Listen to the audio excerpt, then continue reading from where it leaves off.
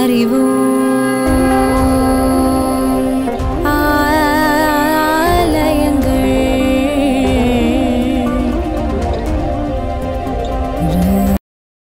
ஆலயம் நிகழ்ச்சிக்கு நேயர்கள் அனைவரையும் அன்புடன் வரவேற்கிறோம். இன்னைக்கு நம்ம நிகழ்ச்சியில் பார்க்க போகிற கோயில் பாண்டிச்சேரியிலேருந்து திண்டிவனம் போகிற பைபாஸ் ரோட்டில் அந்த டோல்கேட்டுக்கு ரொம்ப அருகாமையில் இருக்கக்கூடிய மகா சனீஸ்வரன் ஆலயம் தான். வாங்க இந்த ஆலயத்தினுடைய தலைமை அர்ச்சகர்கிட்ட இந்த கோயிலோட சிறப்புகளை பற்றி கேட்டு தெரிஞ்சுக்கிட்டு அப்படின்னு இந்த கோயிலை சுற்றி பார்க்கலாம். அண்டமான ஒரு அமைப்பில் வந்து அமைச்சிருக்காங்க. எல்லாருமே பெருசாக தான் இருக்காங்க. அதில் முக்கியமான ஒரு என்ன அப்படின்னு பார்த்தீங்கன்னா, இங்கே 54 அடி உயரத்தில் ஒரு கிரகசாந்தி கணபதி அப்படின்னு சொல்லக்கூடிய கிரகங்களால் வரக்கூடிய, அதாவது 9 கிரகங்கள் இருக்குது இல்லைங்களா, அந்த கிரகங்களால் வரக்கூடிய பிரச்சனைகளை நிவர்த்தி பண்ணுறதுக்கு, அந்த கிரகங்களால் வரக்கூடிய பிரச்சனைகள், இன்ப துன்பங்கள், இது மாதிரி விஷயங்கள்லாம் நிவர்த்தி பண்ணுறதுக்காக அந்த கிரக தோஷங்கள், உதாரணத்துக்கு சிலருக்கு செவ்வாய் தோஷம், சனி தோஷம், இந்த மாதிரி தோஷங்கள்லாம் இருக்குது இல்லைங்களா, அந்த மாதிரி தோஷங்கள்லாம் நிவர்த்தி பண்ணக்கூடிய ஆற்றல் பெற்ற இந்த விநாயகர் வந்து இங்கே இருக்கார். பார்த்தீங்கனாலே நம்மளுக்கே தெரியுது. ரொம்ப பிரம்மாண்டமாக, ரொம்ப உயரமாக 54 அடி ரொம்ப பிரமாதமாக வந்து அமைச்சிருக்காங்க. அந்த சிற்ப அமைப்புகள் வந்து, அதாவது பொதுவாக வந்து சின்ன சிற்பங்கள் வந்து செய்கிறது வந்து கொஞ்சம் சுலபம். ஆனால் இது இவ்வளோ பெருசு இல்லை. அதாவது அவங்க வந்து ரொம்ப நேர்த்தியாக இந்த கோயிலோட சபதிகள் வந்து செய்திருக்காங்கன்னும் போது பார்க்குறதுக்கே பிரமிப்பாகவும் ஆச்சரியமாகவும் இருக்குது. இந்த கோயிலினுடைய பிரதான தெய்வம் யார் அப்படின்னு பார்த்தோம்னா சனீஸ்வர பகவான். சனீஸ்வர பகவான் அதாவது பொதுவாக நம்ம எல்லாருக்குமே தெரியும், ரொம்ப அதாவது தன்னுடைய கடமைகள்லையும் தன்னுடைய செயல்பாடுகள், தன்னோட நியமங்களில் வந்து ரொம்ப கண்டிப்பாக இருக்கக்கூடியவர். அவர் வந்து ஒரு கோபக்காரன்னு சொல்லலாம், நிறைய கஷ்டங்கள் கொடுக்கக்கூடியவர் அப்படின்லாம் சொல்லலாம். குறிப்பாக உதாரணத்துக்கு சொல்லணும் அப்படின்னா, மகரம், கும்பம் இந்த மாதிரி ராசிக்காரங்களுக்கு வந்து அந்த ராசியினோட அதிபதியே சனீஸ்வர பகவான் தான் அப்படின்னு சொல்லுவாங்க. அதனால் வந்து பொதுவாகவே வந்து அவர் பேரில் வந்து எல்லாருக்குமே ஒரு பயம் இருக்கும். ஆனால் நல்ல ஒரு விஷயம் நம்ம புரிஞ்சிக்க வேண்டியது என்ன அப்படின்னா, அவரை வேண்டி அவருக்கு செய்ய வேண்டிய நம்மளுக்கான தோஷ நிவர்த்திகள்லாம் நம்ம பண்ணிக்கிட்டோம் அப்படின்னா அதில் வந்து எல்லா விதமான பிரச்சனைகளையும் நீங்கி அவர் வந்து இன்பத்தை கொடுப்பாரு. அது மட்டும் இல்லாமல் இங்கே வந்து 27 அடி உயரத்தில் உலோகத்தினாலான சனீஸ்வர பகவான் சிலை வந்து ரொம்ப நேர்த்தியாக பண்ணியிருக்காங்க.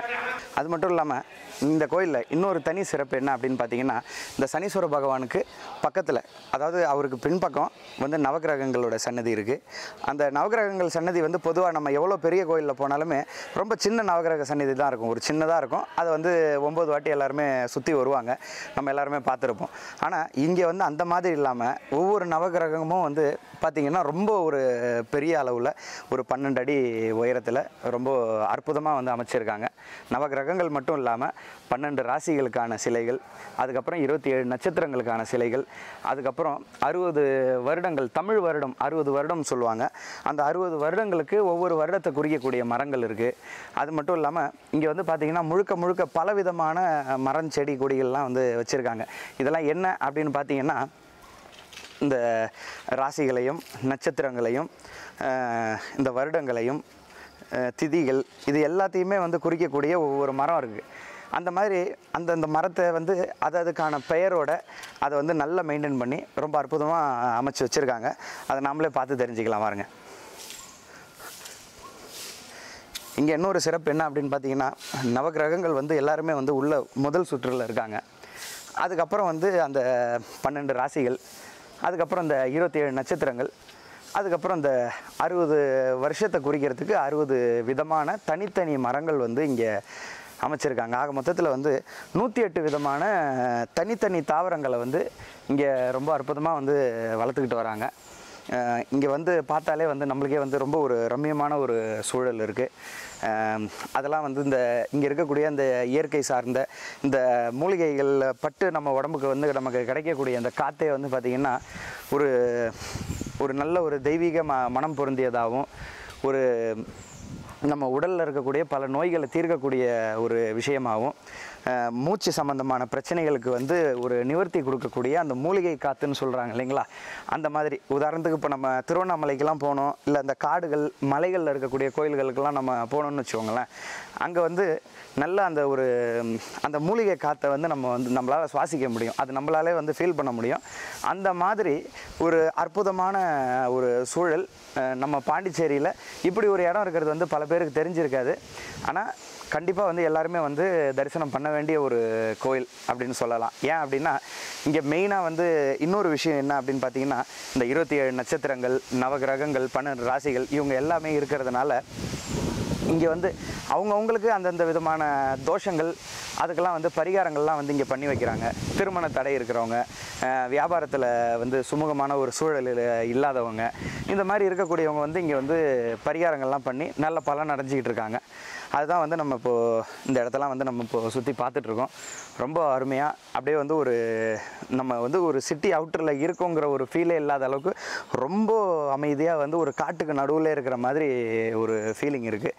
நிறைய விதமான மரம், செடி, கொடி இப்படியே போயிட்டே இருக்குது வந்து. அதனால் வந்து வாங்க நம்ம ஒவ்வொன்றா அப்படியே வந்து பார்த்துக்கிட்டே வரலாம். அதுக்கப்புறம் இந்த பிரகாரங்கள்லாம் நம்ம சுற்றிக்கிட்டு இங்கே வந்திருக்கும் போது ரொம்ப அருமையாக வந்து பூஜைக்கு உண்டான பூக்கள்லாம் வந்து நிறைய வச்சுருக்காங்க. நிறைய ரோஜா, அலரி, இந்த மாதிரியான அற்புதமான பூக்கள்லாம் இருக்குது. வந்து இந்த மாதிரி பூக்கள்லாம் பூத்து குலுங்கக்கூடிய ஒரு அற்புதமான சூழலில் இங்கே சிவன் சன்னதியும் ரொம்ப அருமையாக அமைச்சிருக்காங்க. இங்கே வந்து நல்லா பிரம்மாண்டமாக இங்கே இருக்கக்கூடிய சுவாமி வந்து நல்ல உயரமான ஒரு அமைப்பில், பழைய காலத்து யானையரா கோயில் அப்படின்னு சொல்லுவாங்க, அந்த மாதிரி ஒரு அமைப்பில் நல்ல பீடமே வந்து நல்லா மேலே அமைச்சு ரொம்ப அற்புதமாக அமைச்சிருக்காங்க. அது இல்லாமல் இங்கே இருக்கக்கூடிய இன்னொரு தனி சிறப்பு என்ன அப்படின்னு பார்த்தீங்கன்னா, இங்கே உள்ள இந்த மூலவரில் இருக்கக்கூடிய சிவலிங்கம் தீண்டா திருமேனி அப்படின்னு சொல்லுவாங்க, ஒளிப்படாத திருமேனி அப்படின்னு சொல்லுவாங்க. அது என்ன அப்படின்னு பார்த்தோம் அப்படின்னா, அதாவது கங்கை, நர்மதை இந்த மாதிரியான ஜீவ நதிகள்லேருந்து கிடைக்கக்கூடிய கற்களை எடுத்து இந்த சிவலிங்கமாக வந்து வைப்பாங்க. அதில் வந்து இயற்கையாகவே சிவலிங்கத்தினோட வடிவத்திலே வந்து அந்த கற்கள் கிடைக்குது. அதனால் வந்து அது வந்து சிவலிங்கமாகவே வந்து அந்த புனித நீர்லேருந்து வந்ததுனால அது சிவலிங்கமாகவே பார்க்கப்படுது. அதனால் அதை வந்து சிவசால கிராமம் அப்படின்னும் சொல்லுவாங்க. அந்த மாதிரி ஒரு அற்புதமான ஒரு விஷயந்தான் வந்து இங்கே எல்லா இடத்துலையுமே. அது இங்கே மட்டும் இல்லாமல் நவகிரகங்களில் வந்து ஒவ்வொரு கிரகமும் வந்து வழிபட்ட அவங்களுக்கான சிவலிங்க மூர்த்தியும் வந்து வச்சுருக்காங்க.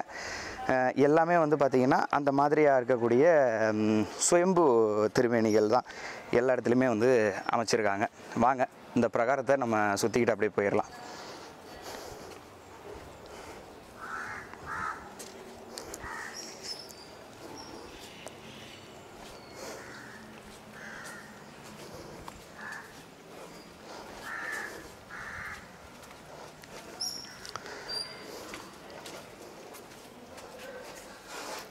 இது சண்டேச நாயனாருடைய சன்னதி. இவர் வந்து பஞ்சமூர்த்திகளில் ஒருத்தவர் அப்படின்னு சொல்லுவாங்க. அதாவது கைலாயத்தில் சிவபெருமானுக்கு கிட்ட வந்து கைலாய பேர் அடைஞ்சு வரக்கூடிய ஆன்மாக்களுடைய அந்த அவங்களுடைய வாழ்க்கையில் நடந்த கணக்கு வழக்குகள்லாம் கண்காணிக்கக்கூடியவராகவும் பூத கணங்களுக்கு வந்து தலைவராகவும் இருக்கக்கூடியவர் அப்படின்னு சொல்லுவாங்க. அந்த சன்னதி வந்து நம்ம இப்போ வந்து தரிசனம் பண்ணிட்டோம். வாங்க அப்படி என்னென்ன சன்னதிகள் இருக்கோ போய் பார்க்கலாம். இங்கே சுதை வடிவத்தில் வந்து பார்த்திங்கன்னா வாஸ்து புருஷன் அப்படின்னு சொல்லக்கூடிய அவர் வந்து சிலையை வந்து செஞ்சுருக்காங்க. இவர் யார் அப்படின்னு பார்த்திங்கன்னா, எல்லா விஷயத்துக்குமே வந்து ஒரு வாஸ்து இருக்குது. அதாவது கோயில்களாக இருக்கட்டும், வீடாக இருக்கட்டும், நம்மளோட அலுவலகமாக இருக்கட்டும், எது எந்தெந்த அமைப்பில் எங்கெங்கே இருக்கணும் அப்படின்னு ஒரு கணக்கே இருக்குது. அந்த மாதிரி இருக்கக்கூடிய ஒரு விஷயத்துக்கு அந்த வாஸ்துக்கான அதிபதி வந்து வாஸ்து புருஷர் அப்படின்னு சொல்லுவாங்க. அவர் வந்து இங்கே வந்து படுத்த நிலையில் வந்து சயன கோலம்னு சொல்லுவாங்க. அந்த சயன கோலத்தில் எப்படி வந்து மகாவிஷ்ணு வந்து பார்க்கடலில் பாம்புக்கு மேலே படுத்திருக்காரோ அதை மாதிரி வந்து ஒரு அமைப்பில் வந்து இங்கே இருக்கார். அதே மாதிரி அங்கே வாஸ்து கணபதியும் வந்து அமைச்சிருக்காங்க.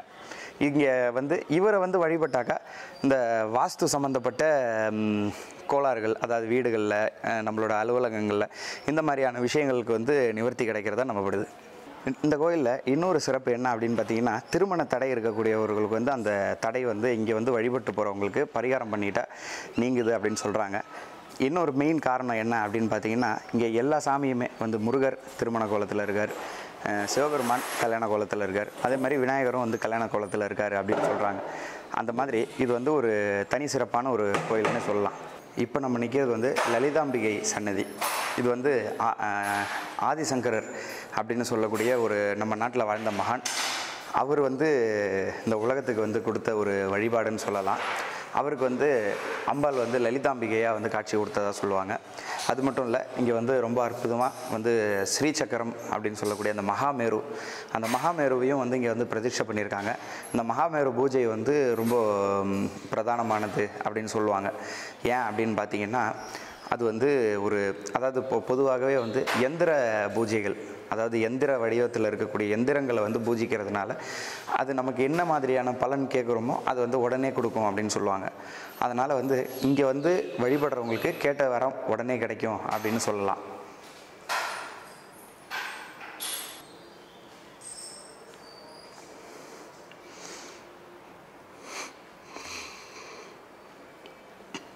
அது மட்டும் இல்லாமல் இந்த கோயிலில் கருங்கல் திருப்பணி பண்ணப்பட்ட ஒரு தனி சிறப்போடு வந்து இங்கே முருகர் வந்து சிவசுப்பிரமணிய சுவாமியாக வந்து இங்கே இருக்கார். பார்த்திங்கனாலே ரொம்ப அற்புதமாக இருக்குது அந்த திருமேனி.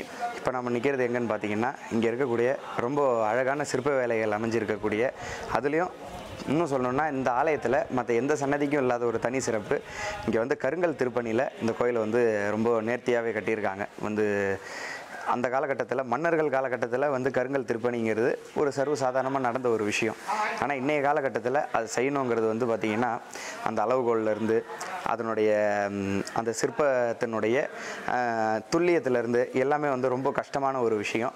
ஆனால் இந்த காலகட்டத்திலையும் இந்த அளவுக்கு அற்புதமான சிற்பிகள் இருந்து இது வந்து ரொம்ப அற்புதமாக படிச்சிருக்காங்க.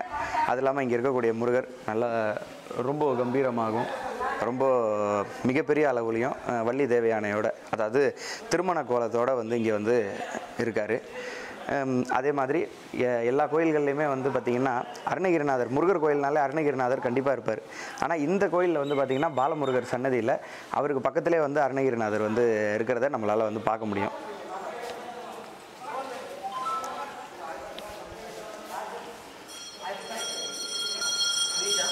தோ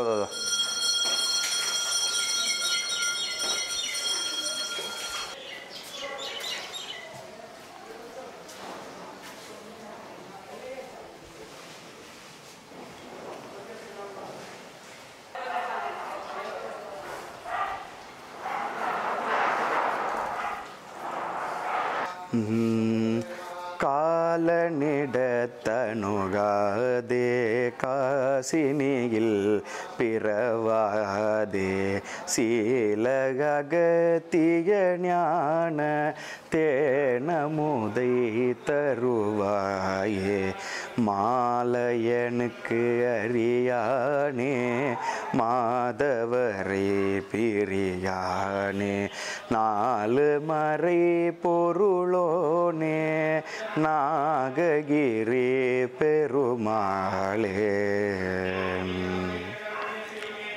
இன்னைக்கு இந்த ஆலயத்தினுடைய சிறப்புகள் எல்லாத்தையும் பார்த்துருப்போம். இது வந்து கண்டிப்பாக பாண்டிச்சேரியில் இருக்கக்கூடியவர்களும் சரி, வெளியூரில் இருக்கக்கூடியவர்களும் சரி, நிச்சயமாக வந்து இங்கே வந்து தரிசனம் பண்ணுங்கள். இந்த நவகிரகங்கள் சம்பந்தப்பட்ட தோஷங்கள், அதனால் வரக்கூடிய துன்பங்களுக்கெல்லாம் நல்ல ஒரு நிவர்த்தி கிடைக்கிறதுக்கான கண்டிப்பான வாய்ப்பு உண்டு. மன அமைதி வேண்டி வரணும் அப்படின்னு ஆசைப்படக்கூடியவங்க கண்டிப்பாக வந்து இங்கே வந்து உட்காந்துருக்கலாம்.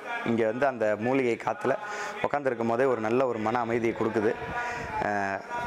உண்மையிலும் சொல்லணுன்னா இது வந்து ஒரு தனி விதமான ஒரு அற்புதமான ஒரு உணர்வாக இருந்தது. மீண்டும் ஒரு அற்புதமான ஒரு ஆலயத்தை உங்களோட வந்து காண்பித்து உங்களோட வந்து பகிர்ந்துக்கிறதுக்கு வந்து அது வரைக்கும் வந்து காத்திருங்க. ஒளிப்பதிவாளர் செந்தில்குமாருடன்